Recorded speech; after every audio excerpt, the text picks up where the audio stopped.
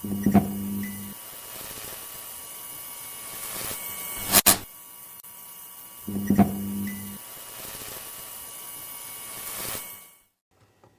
it going, everybody? Pete here at Spawn Fly Fish, and I'm getting ready to tie up another midge. I'm a little obsessed with midges. I love fishing them. Our rivers are closed right now, so it's going to be a lot of stillwater fish in the next month or two. So I'm going to have a bunch of midges stocked up. This one's a little fun because we're going to cheat a little bit on getting that ready to hatch poopa look. So hope you enjoy. Alright, so in the vise, you can see we've got the core 1120, and this happens to be a size 12. And for the bead, I've got the Hareline Cyclops, and this is 7/64 of an inch, and the color is black. Now, to get that bead to sit and stay where we want, I'm going to add some wraps of non-lead 0.015, and I'm going to add 7 wraps. And if you're more apt to use 8, by all means feel free. And if 6 sounds better, well, who am I to stop? Cut off that front piece, tag end, round it over a little bit, see how many materials I can get stuck to my sweatshirt here, and just round those trimmed edges over, and then simply slick that wire into the back side of the cavity, which happens to be there for just that purpose. Really want to make sure this back portion is rounded down and flat so we don't break our thread when we get started. Speaking of thread, let's go ahead and get some started here. I've got some Veevus, and this is their 50D, and it's color black. And now I'm going to start some angled wraps over those weighted wire wraps, make another pass of that at those angles. Now I've got a bunch of X wraps and one pass of straight on wraps, and nothing's going to move on that. Let me take out this tag end of thread, and we'll just keep on moving here. It's a pretty simple fly, and as many of you know, when midges are coming up and they're right below the surface, they're just about to hatch, they build up this gas inside of the body, and it shimmers and shines and all that good stuff. And I've tied a different version where we use some opal wraps and some tinsel, different things to get that body look. Today we're going to do it a different way. So for my rib, I've got some ultra wire, size Brassie, color is black. And what I'm trying to do here is get the end of that where I tie it in to meet with the back side of those weighted wire wraps. And so it just needs to come ever so slightly toward me. There we go. And then I'm just going to wrap it securely. And as far as where this wire sits, I like to keep it roughly on the top. If it moves just a touch, wherever it goes, I want to keep it a little bit consistent anyway. So as I wrap this underbody, you'll see I'm going to go all the way to the bead again. And so even at the beginning here, we're already starting to achieve just a little bit of taper. Now, for this next pass, I'm going to spin my thread counterclockwise. And what this will do is take that tightly wound thread rope and start to relax, and it lays out flatter. So now I'll get better coverage over all those materials underneath without nearly as much bulk. So when you're tying small-bodied, especially thread-bodied flies, keep that in mind.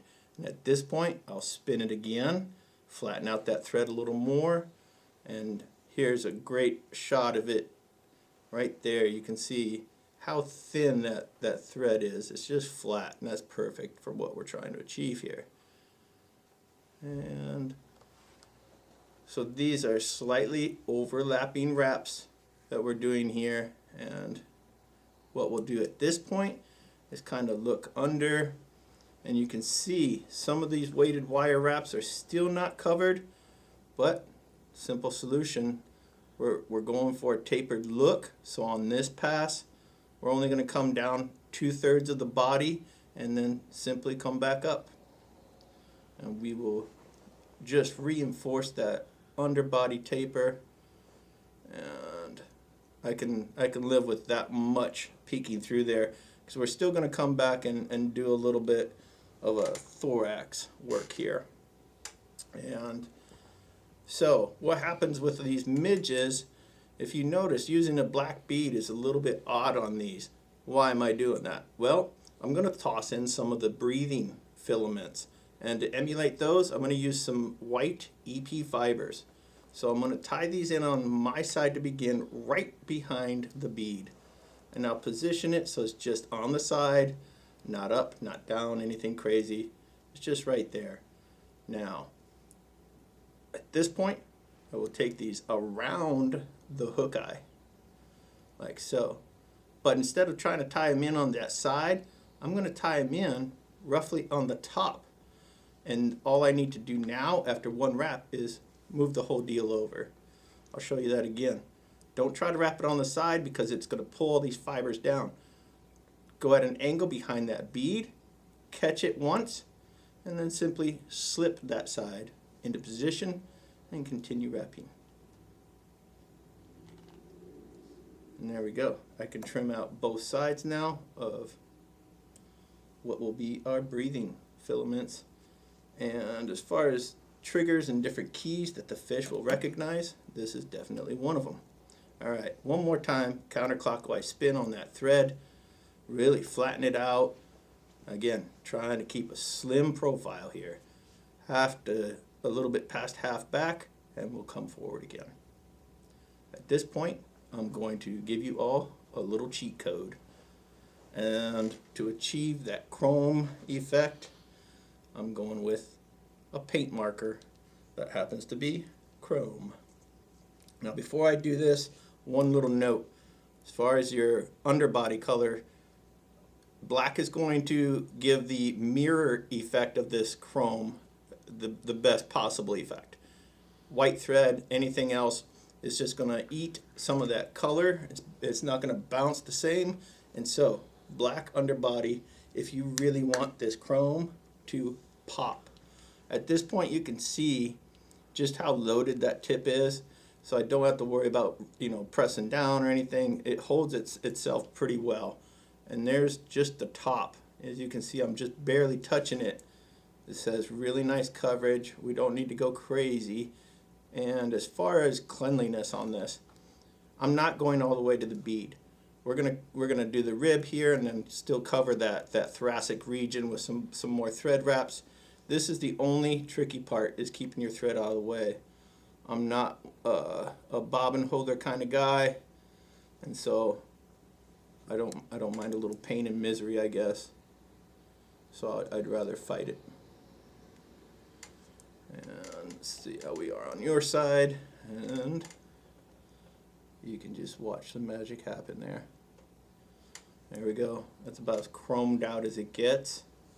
And now I'm going to reposition the hook once more and get it back to a good tying position. But as you can see on my vise, I tie a bunch of these, and so I've got little remnants of chrome paint there. It's okay. Reminds me to tie more of these flies. So forgive me for a second. I'm just going to turn this on its side, and then what I'm doing is making some evenly spaced wraps with this ribbing wire. I'm just working my way up. The only difference at this point is if I make a wrong wrap, well, I kind of have to live with it, because with that paint coating, if you undo it, well, you could redo the paint, I suppose, but it's going to have a different look. So go ahead and take your time, decide, hey, let's do 5 wraps on every one of these, and then tie a dozen or 6 or whatever it might be, because with this paint, one thing you want to do is give it plenty of time to dry. Don't force the issue. Alright, so we've got our wire trimmed out, wrapped back over itself just a touch before we cut it out. And so all I have to do at this point is cover up that wire. And if I can do that, I will have a thorax built that is just slightly bigger than the rest of the body and looks very natural. Happy with it right there. Let's get a couple whip finishes on here, and then we'll talk about those filaments. So we're working forward on each wrap so that when we pull this knot snug, you see it's in the back, it's not right up behind the bead. And that's how we know we're getting that thread covered to achieve a whip finish knot. And voila. If you're happy with that, get that thread out of there. So now we have these breathing filaments. And all I'm going to do is look at where the hook eye is and kind of come right in front of that. Nothing crazy. I'm not going to pull them strongly or give it any tension. Just going to come in and cut. So now, if these filaments are too long, and they're just barely too long, I can come in, just trim, match it up on the other side like so. And I've got one little piece of thread there.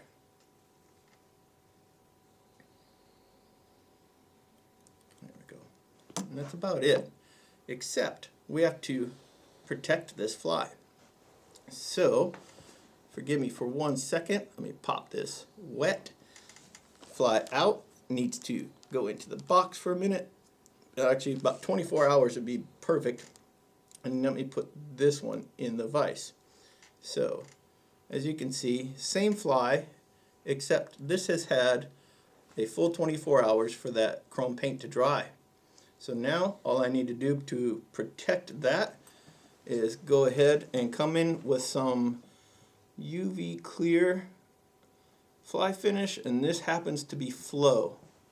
You could use thin, but I really like the control that I get from the Flow, and we don't need a bunch of resin here. We're just very patiently working it between those wire wraps, making sure our thread wraps for that thorax are covered. And then from there, we'll spin a couple times, get that resin evened out, and we'll be ready to cure it. So there we go. Nothing crazy, no big globs of anything on here. Just work it slowly in there. If you're happy with the fly, you'll fish it with more confidence. The fish will be very appreciative and should play nicely accordingly. There we go. I'm digging that. A couple taps on there, spin, spin, and we are ready to cure. And that is a sweet little midge that is going to be right toward the surface, trying to build up the gassy underbody to break loose of that shuck and hatch fully to become an adult. And so, vulnerable position for the bug, easy meal for the fish, and this is what I like to be fishing with. So, hope you guys enjoy this one. Tie a bunch of them, and please be sure to hit like and subscribe, and we will see you guys on the water.